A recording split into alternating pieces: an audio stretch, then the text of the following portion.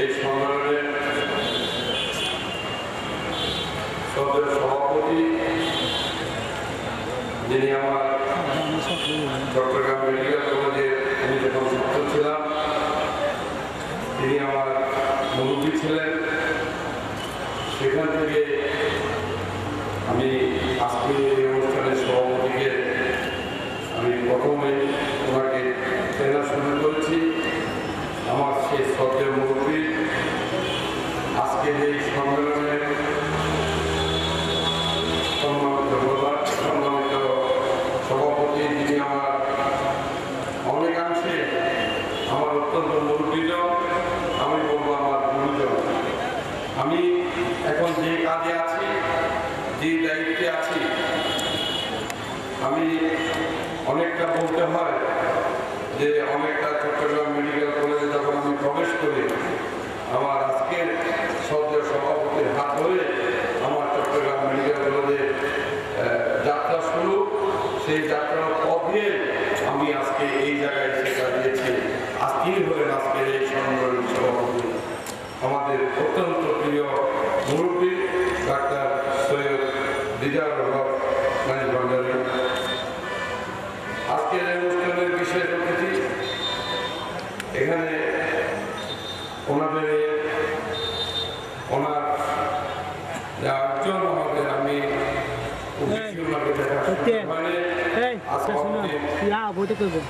বড় ভাই সন্তান, যিনি চট্টগ্রামে বাংলাদেশের মানুষের কাছে যার নাম অত্যন্ত পরিচিত, সেই ব্যক্তিত্ব সম্মেলনে আছেন।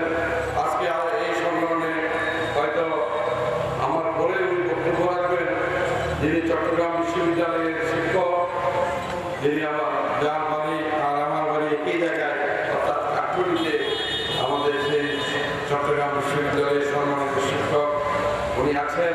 অনেক আলেম ওলামাগণ আছেন এখানে চট্টগ্রামের সিটি কর্পোরেশন থেকে নির্বাচিত কাউন্সিলর যিনি প্যানেল মেয়র, তিনিও উপস্থিত আছেন। এবং আমার আজকে এই সম্মেলনে উপস্থিত যারা সেখানে মাইক ভান্ডারের সাথে দীর্ঘদিন যাবৎ এই পথে আছেন, তাদের সবাইকে আমি আমার আন্তরিক মোবারকবাদ এবং সালাম জানাই।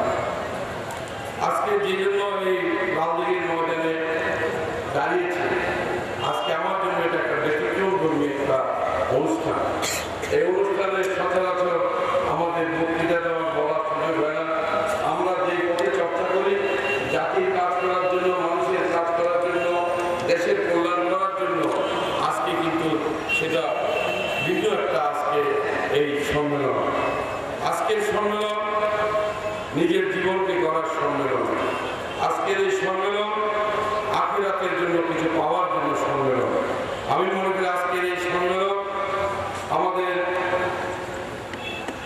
আগামী দিনে আমাদের নিজেদেরকে সৎ পথে পরিচালিত করার সম্মেলন। এবং আজকের যে সম্মেলন, সেই সম্মেলন হল গাউসুল আজম মানিক ভান্ডারী সম্মেলন, যার নাম আমরা যারা চট্টগ্রামে নয়, সারা বাংলাদেশে নয়, এই এশিয়ার মধ্যে যার নাম যে গাউসুল আজম মানিক ভান্ডারী, এই নামটি আমাদের যখন আমরা কথা বলতে শিখেছি, আমরা কারো কথা শুনলে যখন বুঝতে শিখেছি, তখন এই নামটি আমরা এই আমাদের সবার কাছে এই নামটি অত্যন্ত পরিচিত, অত্যন্ত প্রিয়, অত্যন্ত শ্রদ্ধেয়, অত্যন্ত সম্মানের নাম। সেই সম্মেলন আজকে এখানে হচ্ছে।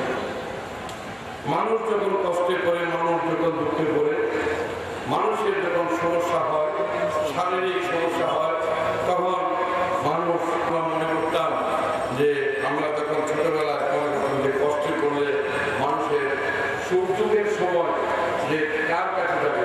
যেমন আজকে আমাদের আজকের এই অনুষ্ঠানের সভাপতি যিনি একজন চিকিৎসক, আমি ওনার পদে আজকে আমি সেই মেডিকেল কলেজের ছাত্র চিকিৎসক, ডাক্তারের আমাদের কাছে মানুষ আসে, কিন্তু এর বাইরেও মানুষের অনেক কষ্ট রয়ে গেছে।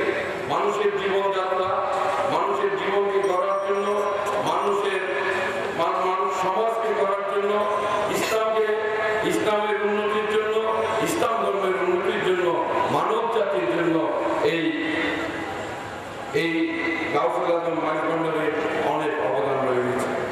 আমি আমার এই বিষয়ে অত্যন্ত খুব বেশি আমার জ্ঞান নেই। আমি প্রথমেই বলেছি আমার জন্য আজকের এই অনুষ্ঠানটা ব্যক্তিগত অনুষ্ঠান।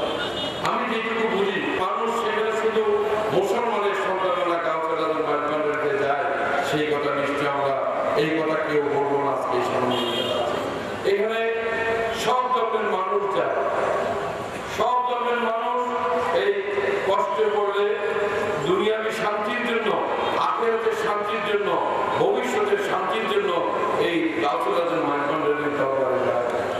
এবং আমরা যারা চিকিৎসক আমাদের কাছে সব ধর্মের মানুষে আসে রোগী হিসেবে, কিন্তু নিজেদেরকে গড়ার জন্য নয়, সমাজকে গড়ার জন্য নয়, শান্তিময় পৃথিবীর জন্য নয়। আমাদের কাছে আছে যারা আসে তাদের শারীরিক অশান্তির জন্য, কিন্তু সারা দুনিয়ায় মানব জাতির জন্য, নিজের দেশের জন্য, নিজের এলাকার জন্য, নিজের পরিবারের জন্য এই যে গাউসুল আজম মাইজভান্ডারের জোয়ারে মানুষ অনাদিকাল থেকে তারা সেখানে গেলে শান্তি পায়, সেখানে ফল পেয়ে আসে। আমরা যারা করি, আমরা যারা রাজনীতির সাথে জড়িত এখনো আছি, আমাদের নেত্রী বঙ্গবন্ধুর কন্যা শেখ হাসিনা আমরা দেখেছি যখন ওই চট্টগ্রামে এসেছিল, যখন ওই চট্টগ্রাম আসার সুযোগ হয়েছিল, তখন এই গাউসুল আজম মাইজভান্ডারের দরবারে গিয়েছিলেন ডিয়ালগ করার জন্য, সেই পার দিয়েছিল। আমরা যারা রাজনীতি করি এই অলিয়ার দরবারে আমাদের অনেক ভালোবাসা আছে। আমরা যাই, আমরা তাদের কাছে গিয়ে ফরিয়াদ জানাই যে আমাদের রাজনীতি যাতে মানুষের জন্য হয়। আমরা ফরিয়াদ জানাই যে আমাদের এই কর্মকাণ্ড ইসলামের যাতে উন্নতি হয়, ইসলামের উন্নতির মধ্যে দিয়ে এই বাংলাদেশের এই পৃথিবীর যাতে শান্তি ফিরে আসে। সেখানেও অন্যান্য ধর্মাবলম্বীর মানুষ যায়, তারাও বলে যে মানব কুলের উন্নতি হোক। এই যে একটি জায়গা গাউসুল আজম মাইজভান্ডারে, এটা এখানে ওনার আওলাদ অনেকে বিদায় হয়ে গেছে। আজকে এখানে ওনার আওলাদের অনেক ওনার বংশধর আছেন, যিনি সভাপতিত্ব করছেন আমাদের বংশের। আমি এই মুহূর্তে তিনজনকে আমি দেখতে পাচ্ছি যারা বিদায় হয়ে গেছে, তার মধ্যে ওনাদের অনেককে আমার দেখার সুযোগ হয়েছে। আজকে যিনি সভাপতিত্ব করছেন 1976 সালে ওনার পিতাকে আমার দেখার সুযোগ হয়েছিল। আমি গিয়েছিলাম, সেখানে ছিলাম যে সেই দিন আমার মুরব্বী আজকে যিনি সভাপতি ইনিও জানতেন না, ওনাকেও বলে আমি আমাদের এই দরবারে গিয়েছিলাম, আমি নিজেই করে গিয়েছিলাম। সেই দিন আমি সেখানে 2 দিন ছিলাম, একদিন সকালে গিয়েছি, ওই দিন রাত্র, পরের দিন আসছিলাম। ওনাকে আমার দেখার সুযোগ হয়েছে। মানুষ কিভাবে আসতেছিল, মানুষ কার কি সরিয়া, উনি কিভাবে দোয়া করেছেন, মানুষকে কিভাবে সান্ত্বনা দিয়েছেন, সেইগুলো আমার নিজের চোখের দেখাচ্ছিল। আপনারা অনেকে আজকে এখানে যারা আছেন আমার চেয়ে অনেক বেশি দেখেছেন, অনেক বেশি জানেন, অনেক বেশি ওনার সম্বন্ধে বলতে পারবেন। আমি আপনাদের মতো একটু বলার সেই সুযোগ আমি, তবে আমার সেই যে দেখা এবং সেই যে পূজা, সেখানে যে মানুষ আসলে মানুষ শান্তি পায়, মানুষের শান্তি সেখান থেকে তারা নিয়ে ফিরে, এই যে একটা বিরাট পাওনা আল্লাহর ওলিদের এবং জীবিত ওলির, সেদিন আমি সেই দেখাও আমার সুযোগ হয়েছে। মানুষ আল্লাহর ওলিদের এই যে পীর মুর্শিদের দরবারে যায় শান্তি পাওয়ার, তার মধ্যে সবচেয়ে মানুষের সারা বাংলাদেশের মানুষ এবং এই ভূখণ্ডের মানুষ এই গাউসুল আজম মাইজভান্ডারের দরবারে সবচেয়ে বেশি ধাবিত হয়। আমি দেখেছি চট্টগ্রাম শহর থেকে মানুষ আমাদের সাথে অনেকে খুবই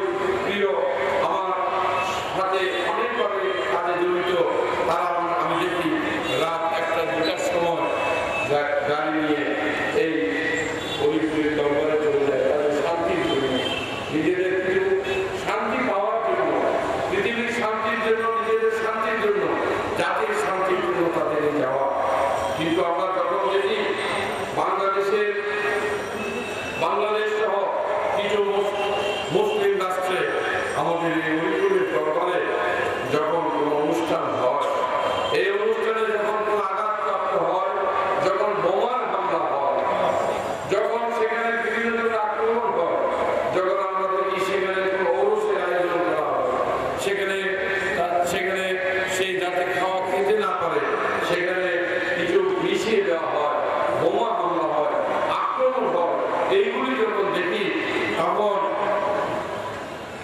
মানুষের মনে বিরাট প্রতিক্রিয়া জন্ম লাভ করে। এরা কারা এই কাণ্ডগুলি করে, কারা এখানে এসে আমাদের এই অলিপুরের দরবারে এসেছি, পুরুষের এসেছি দোয়া পাওয়ার জন্য, জিকির আজকার করার জন্য, এখানে কেন বোমা হামলা? এটা তো আল্লাহ প্রিয় মানুষের জায়গা, এখানে তো আল্লাহ অত্যন্ত আপন লোকের জায়গা, সেখানে কেন আক্রমণ, সেখানে কেন এটা হচ্ছে? আজকে তার এই সম্মেলনে উপস্থিত আশেখান ভাই যারা আছেন, আমাদের আজকে চিন্তা করতে হবে এবং সবাইকে চিন্তা করতে হবে যে সব জায়গায় আজকে এই বিষয়গুলি কেন, যারা এই আধ্যাত্মিক জগতের মানুষকে মানে না, যারা আধ্যাত্মিক জগতের মানুষের প্রতি যারা বিরূপ মন্তব্য করে, কিন্তু তারা নামে মুসলমান, তারা কিন্তু তাদের এই কর্মকাণ্ডের কারণটা, তাদের এই কর্মকাণ্ডের কারণ হলো আধ্যাত্মিক জগতে ভক্ত যারা বিশ্বাসী মানুষ, আশীর্বাদের মানুষ, সেখানে যদি যায়, যারা এই কর্মকাণ্ডগুলি করছে, তারা যে উদ্দেশ্য নিয়ে তারা এই কর্মকাণ্ডগুলি করে থাকে, তাদের উদ্দেশ্য হলো ক্ষমতা লাভের আশায়, তাদের উদ্দেশ্য হলো ধর্মকে বিক্রি করে, ধর্মকে ব্যবহার করে ক্ষমতায় যাওয়ার আশায়। তাদের এই উদ্দেশ্যের সাথে আর আশেপাশের মানুষের উদ্দেশ্যের সাথে বিরাট একটা পার্থক্য রয়ে গেছে। বাংলাদেশের শহর যেখানে আশেপাশের মানুষের উপোস পাওয়া যাবে, সেখানে দেখবেন আশেপাশের মানুষের চিন্তনে। আর যারা অন্য রূপে, অন্য বক্তব্যে এই মানুষের অত্যন্ত সম্মানের জায়গায়, আল্লাহর অত্যন্ত প্রিয় মানুষের স্থানের জায়গায় যারা আঘাত করে এই বিরুদ্ধে বক্তব্য রাখে, তাদের পবিত্র জায়গায়, এই জায়গায় তাদের দিয়ে ইসলামের যেমন উন্নতি হবে না, তাদের দিকে সঠিক ইসলামের কথা যেমন বলা হবে না, তাদেরকে দিয়ে সঠিক ইসলামের উন্নয়ন যেমন হবে না, জাতির উন্নয়ন হবে না। জাতির উন্নয়ন আর ইসলামের উন্নয়ন, এই দেশের উন্নয়ন এবং আশীর্বাদের মাধ্যমে আল্লাহর পরিপূর্ণের লাভ করা, এটা অত্যন্ত কঠিন ব্যাপার। সেখানে এই আল্লাহ আশীর্বাদের, আল্লাহর অলিদের সান্নিধ্যে যাওয়া, তাদের সান্নিধ্য লাভ করা, আর যারা বোমা হামলা করে তারা এই দুইটা করে। কাজে এখানে বলতে গেলে হয়তো বলতে রাজনৈতিক কথা চলে আসতে পারে, যেহেতু আমরা রাজনীতি করি, এখানে বলা ঠিক হবে না, এই কথাগুলো আমরা একটা গভীরে যেতে চাই না, আজকে আমাদের বুঝার বিষয়। আমরা যারা বোমা হামলার সাথে জড়িত, যারা বোমা হামলা চালিয়ে বিভিন্ন জায়গায় এই আল্লাহ